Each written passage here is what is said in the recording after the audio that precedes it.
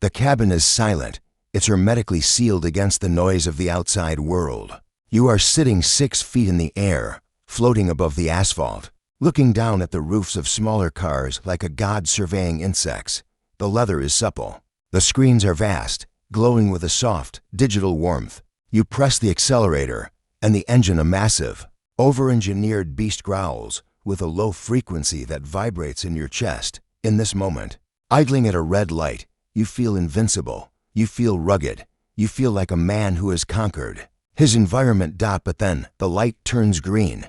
You move forward, and the illusion cracks. Because deep down, in the back of your mind where the anxiety lives, you know the truth. You aren't the captain of a ship. You are a prisoner. You are trapped inside a steel cage of your own making, a cage that is slowly, methodically, and ruthlessly draining the life out of your future. You are driving a financial suicide machine.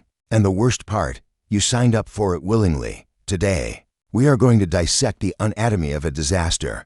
We aren't talking about car crashes. We are talking about the slow-motion collision of the American middle class against the wall of marketing and bad math. We are going to strip away the leather and the chrome to show you the rotting financial skeleton underneath. If you want to survive the wreck, you need to listen. If you appreciate the truth, no matter how much it hurts, go ahead and hit that subscribe button. We don't sell comfort here. We sell reality. Let's look at the object itself. It is a monument to excess. It is designed to haul concrete, to tow heavy machinery, to traverse mud and rock. It is a tool of industry. Yet, look at yours. Look at the bed. It is pristine. It hasn't seen a bag of cement in its life. The only thing that bed has carried in the last 6 months is a bag of potting soil and a stroller. You work in a climate-controlled box. Your hands are soft. The heaviest thing you lift is a decision. You are cosplaying. You are wearing a costume of blue-collar competence while commuting to a white-collar job that is slowly crushing your soul. And for this costume, you are hemorrhaging wealth at a rate that would make a gambler blush. Somewhere in the last decade, a shift happened. A collective delusion took hold. Men decided that masculinity was a subscription service, that if you paid enough money to a bank every month, you could purchase the feeling of capability. But the math is a horror story. Let's start with the price of admission. The cost of entry into this club has skyrocketed. The average price of a modern pickup truck isn't just high, it is predatory. We are talking about $60,000, $70,000, $80,000. If you want the one that makes you feel special, the one with the badge on the side that screams ranch owner, even though you live in a subdivision, you are pushing near 6 figures. Pause for a second. Let the silence of the room settle. $80,000 for $1,000. That is the median household income in this country. You are driving a vehicle that costs more than what an entire family earns in a year of labor. You have taken an entire year of human effort, blood, sweat, time away from children, and you have cast it into metal and rubber that begins to rot. The second sunlight hits it. The dealership experience is designed to drug you. They sit you in a comfortable chair. They bring you coffee. They don't talk about the total price. That number is too scary. It wakes you up. Instead, they talk about the monthly payment. They massage the numbers. They stretch the loan out to 84 months, 7 years. Think about that timeline. 7 years. That is longer than most modern marriages survive. You will be shackled to this metal beast for nearly a decade. And for what? $1,200 a month. They say it like it's a bargain. But that number is just the tip of the iceberg. That is just the fee to unlock the door. The real bleeding hasn't even started. Let's talk about the fuel. The beast needs to eat. It is thirsty. You are getting, realistically, 15 miles to the gallon. You watch the needle drop every time. You merge onto the highway. Compare that to a sensible, boring sedan. The sedan sips fuel. The truck guzzles it. Over a year. Just the difference in fuel is enough to fund a retirement account. You are literally burning your freedom in the combustion chamber, turning your future wealth into exhaust fumes that vanish into the air. And then, the insurance. You think you are insuring a vehicle. You aren't. You are insuring a luxury asset. If you wrap a sedan around a telephone pole, the bank loses a little money. If you destroy your truck, the bank loses a fortune. They know this. and they make you pay for the risk. Your premiums are a second car payment.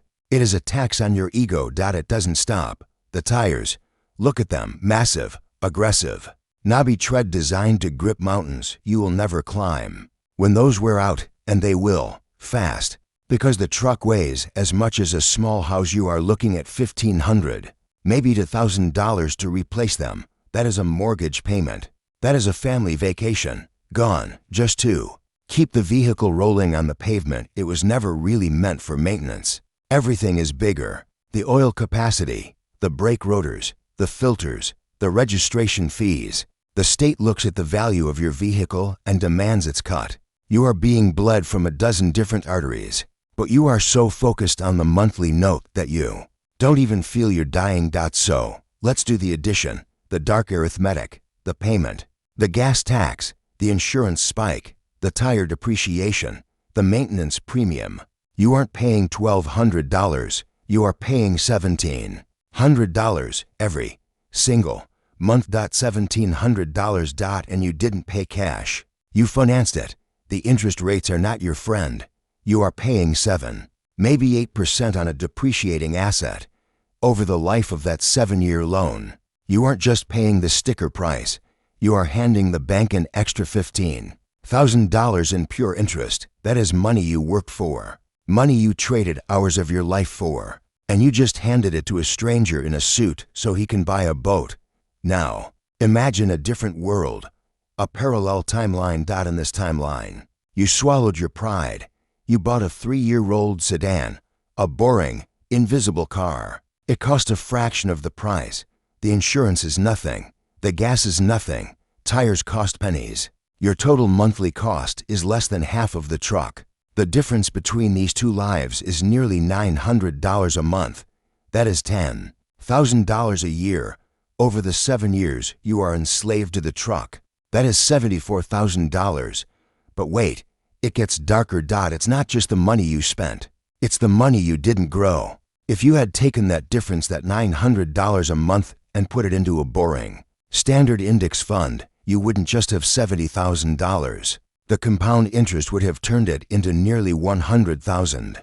$100,000. Liquid. Available. That is a down payment on a house. That is a college fund. That is the ability to walk into your boss's office and quit because you don't need the paycheck next week. But you don't have that. You have a truck. A truck that is now 7 years old, scratched, dented, and worth a fraction of what you paid. You traded $100,000 of freedom for a heated steering wheel and a feeling of height. This is the psychological weight that nobody talks about. The truck is not just a vehicle. It is an anxiety machine. It warps your reality. It changes how you make decisions. You can't take the risk in your career because you have that massive payment hanging over your head. Like a guillotine blade, you become risk-averse. You become a coward. You stay in the job you hate, swallowing the abuse because you need the cash flow to feed the beast in the driveway. You can't buy the house you want because your debt-to-income ratio is ruined. The bank looks at your truck payment and laughs. You are disqualified from building real equity because you wanted to look like you had equity. You can't take the trip with your friends. They are going skiing.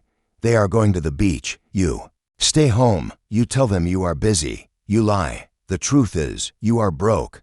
You are cash poor. You washed the truck in the driveway on Saturday morning, polishing the chrome, telling yourself this is the life you wanted.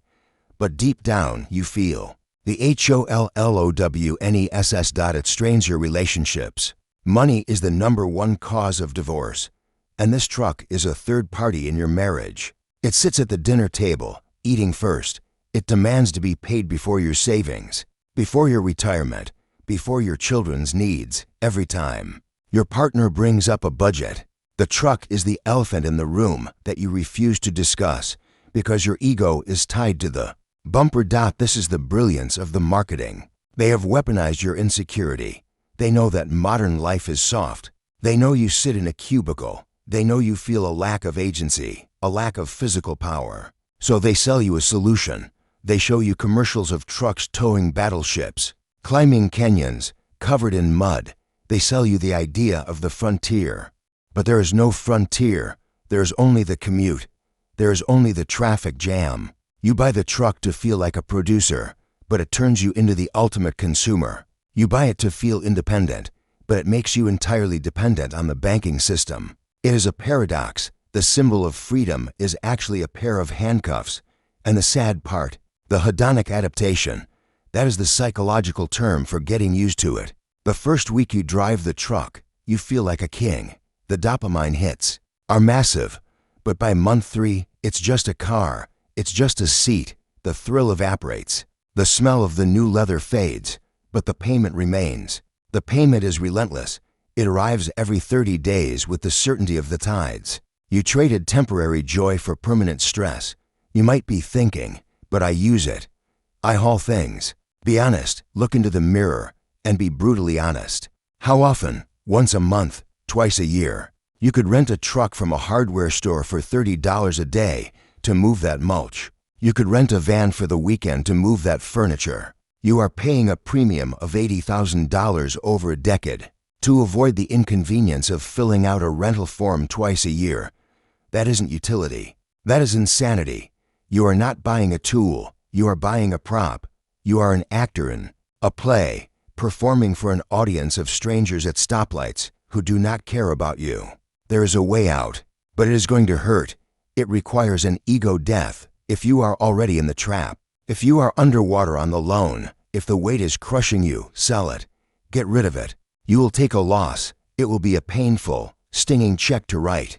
But it is better to amputate the limb than to let the infection reach the heart. Stop the bleeding. If you haven't bought it yet, if you are standing on the precipice, seduced by the shiny grille and the lift kit, step back, turn around, walk toward the boring cars, the sedans, the hatchbacks, the vehicles that are invisible. To the police and to the neighbors. Sit in one. It's quiet, it's comfortable, and it is cheap. Buy it used. Pay cash if you can. If not, finance it for 3 years, not 7. Take the money you save, that massive, life-altering pile of cash, and use it to build an actual life. Buy your freedom. Build a safety net so thick that if you lose your job, you can laugh. Travel to places you have only seen on screens. Sleep 8 hours a night because you aren't doing mental math. At 3 a.m. wondering if the check will bounce. That is what real masculinity looks like. It isn't about the size of the tires. It isn't about the towing capacity. It is about control. It is about discipline. It is about having the strength to look at a society that screams consume and whispering, no, the next time you see that massive truck weaving through traffic, aggressively tailgating a compact car, don't be jealous.